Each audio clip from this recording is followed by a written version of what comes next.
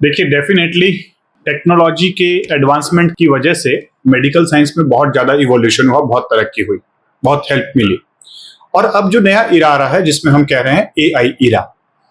AI का particularly अगर मैं अपनी ब्रांच को लेकर बात करूं, ऑप्थेल्मोलॉजी, आई डिपार्टमेंट में क्या रोल हो सकता है।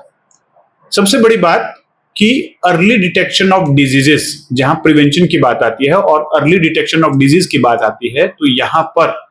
डायबिटिक रेटिनोपैथी जो एक सबसे बड़ी प्रॉब्लम है आज इंडिया की, और इंडिया की नहीं कहें तो पूरे विश्व की, यानी डायबिटिक पेशेंट्स लगातार बढ़ते जा रहे हैं और उनमें डायबिटिक रेटिनोपैथी के चांसेस बढ़ रहे हैं। तो ऐसे में एआई बेस्ड डिवाइसेस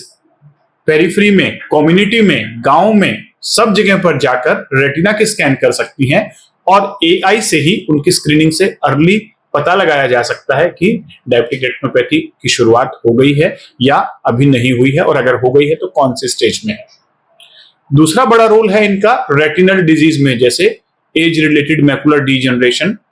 और other retinal disorder, hypertensive retinopathy, diabetic retinopathy, ये सारी चीजें जो रेटिना के डिसऑर्डर्स हैं, आज की डेट में डिवाइस बेस्ड फंडस कैमरा आ गए हैं और उसमें एआई मॉडल डालकर हम अर्ली डिटेक्ट कर सकते हैं कि कितना डैमेज हुआ है।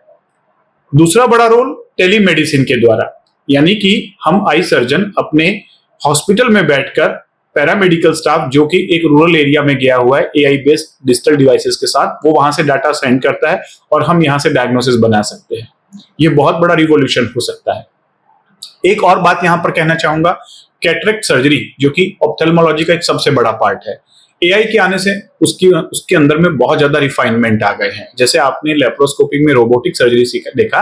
ऐसे ही ऑप्थेल्मोलॉजी के अंदर आज एआई बेस्ड सॉफ्टवेयर्स आ गए हैं जिससे हम कैटरेक्ट के अंदर और प्रिसाइज ऑपरेशन कर सकते हैं। सबसे पहले उसमें आईओएल कैलकुलेशन, जो लेंस का नंबर होता है, जो इंट्राओकुलर लेंस हमें इम्प्लांट करना है, उसका exact specific calculation, accurate calculation AI की मदद से और अच्छा हो गया है। दूसरा प्रिसीजन, हमें इंसिजन कहां देना है, कितना इंसिजन देना है, कौन सी पोजीशन पे एस्टिग्मेटिज्म सबसे कम आएगा, और intra operative is AI model की वजह से बढ़ गया है।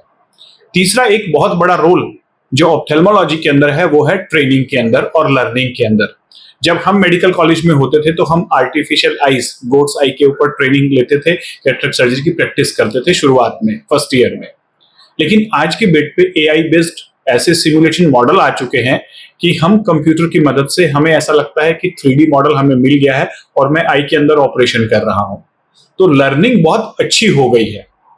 तो वो जो एक फील होता था आई का, जो हमें गॉड्स आई में करना पड़ता था, आज एआई बेस्ड सिमुलेशन मॉडल बिल्कुल रियल आई की तरह हमें सर्जन को फील करवाते हैं और उससे लर्निंग लेवल बहुत अच्छे से रिफाइन हुआ है। तो डेफिनेटली अगर हम देखें तो एआई ने हम ऑप्थेल्मोलॉजिस्ट की काफी मदद की है और आने वाले समय में भी बहुत सारी ऐसी एडवांसमेंट होंगी जिसमें एआई के द्वारा हम डिजीजेस को बहुत जल्दी स्टेज पे पकड़ लेंगे और पकड़ने के बाद उनको कम्युनिटी बेस्ड वहीं पर हम ट्रीट भी कर पाएंगे।